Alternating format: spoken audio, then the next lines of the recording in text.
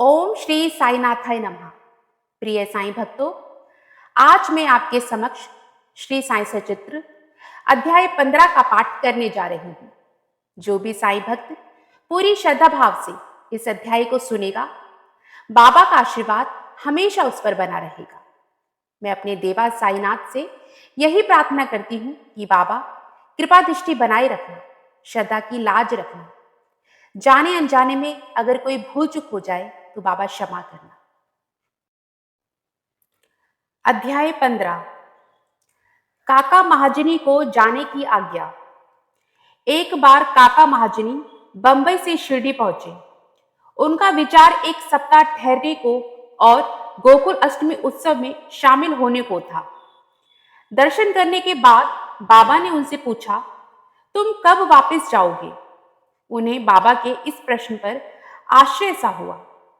उत्तर देना तो आवश्यक ही था, इसीलिए उन्होंने कहा, जब बाबा आज्ञा दे। बाबा ने अगले दिन जाने को कहा।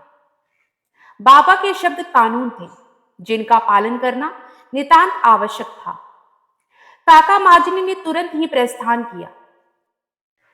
तब वे बंबई में अपने ऑफिस में पहुंचे तो उन्होंने अपने सेठ को अति उत्सुकता पूर्वक प्रतीक्षा करते पाया। मुनीम के अचानक ही अस्वस्थ हो जाने के कारण काका की उपस्थिति अनिवार्य हो गई थी। सेठ ने शिरडी को जो पत्र काका के लिए भेजा था, वह बंबई के पते पर उनको वापस लौटा दिया गया। भाऊ साहिब धूमाल को एक सप्ताह रोके रखा। एक बार भाऊ साहिब धूमाल एक मुकदमे के सिलसिले में निफाड़ के न्यायालय जा रहे थे। मार्ग में वे शिरडी उतरे। उन्होंने बाबा के दर्शन किए और तत्काल ही निफाड़ प्रस्थान करने लगे, परंतु बाबा की स्वीकृति प्राप्त नहीं हुई। उन्होंने उन्हें शिरडी में एक सप्ताह और रोक लिया। इसी बीच निफाड़ के न्यायाधीश उधर पीड़ा से ग्रस्त हो गए। इस कारण उनका मुकदमा किसी अगले दिन के लिए टल गया। एक सप्ताह बाद भाऊ साहब को लौटने की अनुमति मिली। इस मामले की सुनवाई कई दिनों तक, कई महीनों तक और 4 न्यायाधीशों के पास हुई।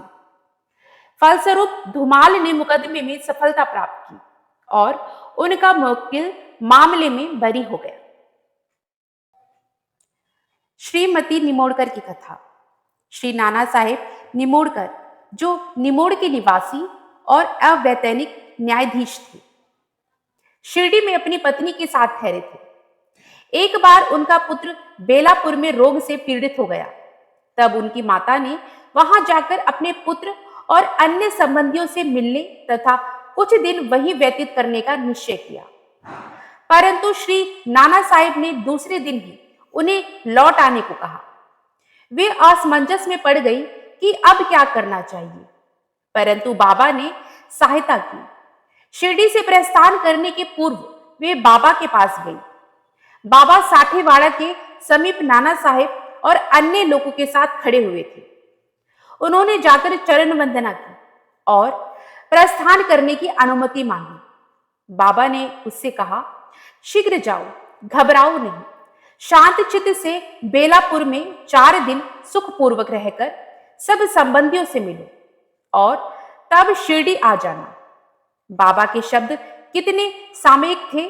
श्री निमोड़कर की आज्ञा बाबा द्वारा रद्द हो गई। नासिक के मूले शास्त्री को गुरु दर्शन हुआ। नासिक के एक कर्मनिष्ठ अग्निहोत्र ब्राह्मण थे, जिनका नाम मूले शास्त्री था। वे ज्योतिष के मर्मज्ञ थे। एक बार वे नागपुर के प्रसिद्ध करोड़पति श्री बापू साहिब बूटी से भेंट करने के बाद अन्य सज्जनों के साथ बाबा के दर्शन करने मस्जिद में आए। बाबा ने फल बेचने से अनेक प्रकार के फल और अन्य पदार्थ खरीदे और मस्जिद में उपस्थित लोगों में उनको बांट दिया। बाबा आम को इतनी चतुराई से चारों ओर से दबा देते थे कि चूसते ही संपूर्ण रस मुंह में आ जाता तथा गुठली और छिलका तुरंत फेंक दिया जा सकता था। बाबा ने केले छीलकर भक्तों में बांट दिए और उनके छिलके अपने लिए रखे।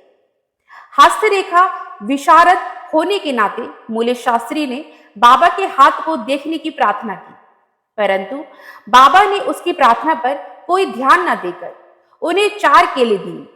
इसके बाद सब लोग वाड़े को लौट आए। अब मूले शास्त्री ने स्नान किया और पवित्र वस्त्र धारण कर अग्निहोत्र आदि में जुट गए। बाबा भी अपनी नियमानुसार लैंडी रवाना हो गए। जाते जाते इन्होंने कहा कि कुछ गेरू लाना, आज भगवा वस्त्र रंगेंगे। बाबा के शब्दों का अभिप्राय किसी की समझ में नहीं आया। कुछ समय के बाद बाबा लौटे।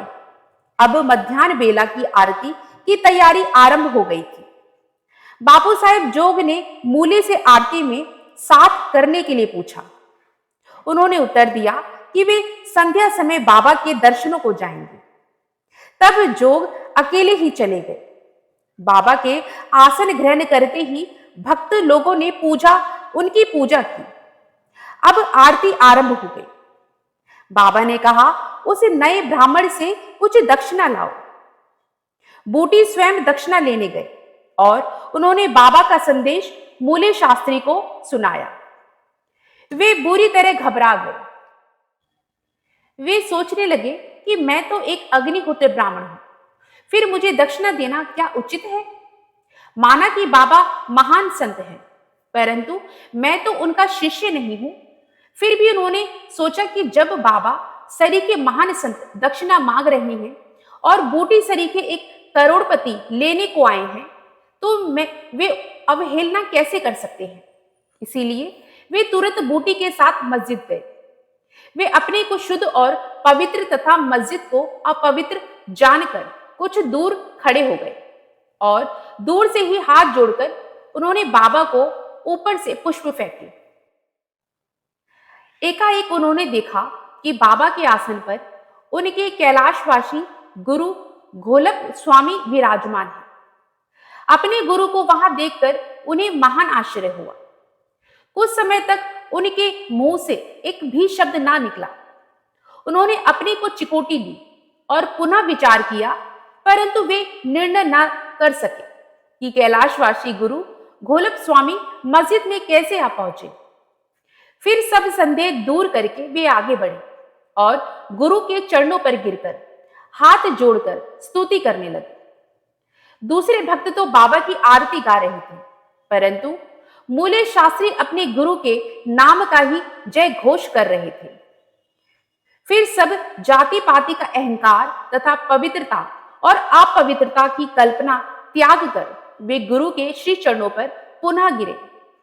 उन्होंने आंखें मूंद ली, परंतु खड़े होकर जब उन्होंने आंखें खोली तो बाबा को दक्षिणा मांगते हुए देखा। बाबा का आनंद स्वरूप और उनकी अनिर्वचनीय शक्ति देख मूले शास्त्री आत्म विस्मृत हो गए। उनके हर्ष का पारावार न रहा। उन्होंने बाबा को पुनः नमस्कार किया और दक्षिणा दी।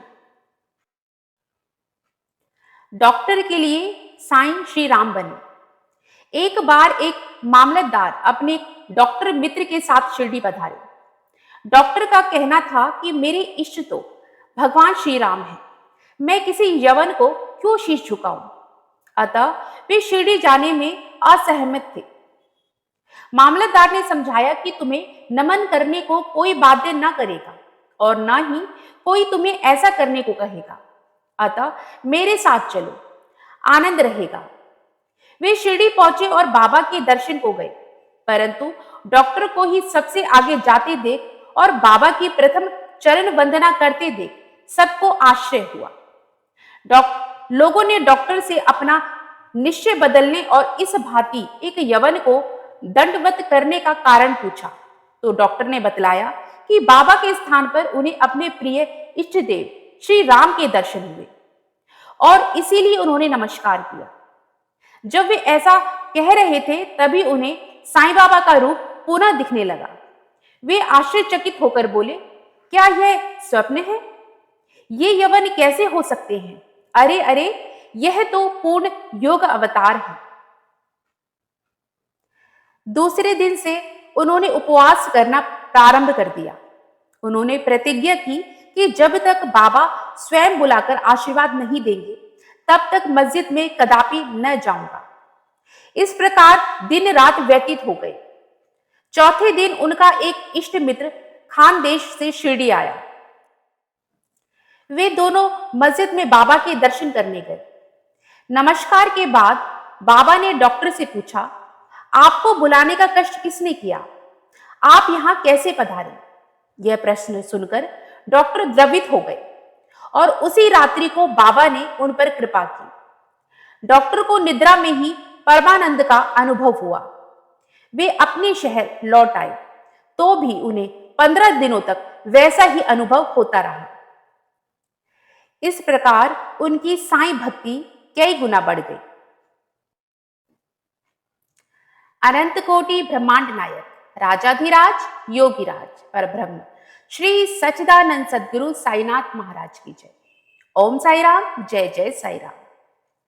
जिस भी साईं भक्त ने इस अध्याय को सच्चे भाव, श्रद्धा और विश्वास के साथ सुना है, बाबा उसकी सभी मनोकामनाएं पूर्ण करे और बाबा का आशीर्वाद हमेशा उस पर और उसके परिवार पर बना रहे। यही मेरी श्री साईनाथ के श्री चरणों में प्रार्थना है। ओम साई राम, जय जय साई राम। बाबा सभी साईं भक्तों का भला करें।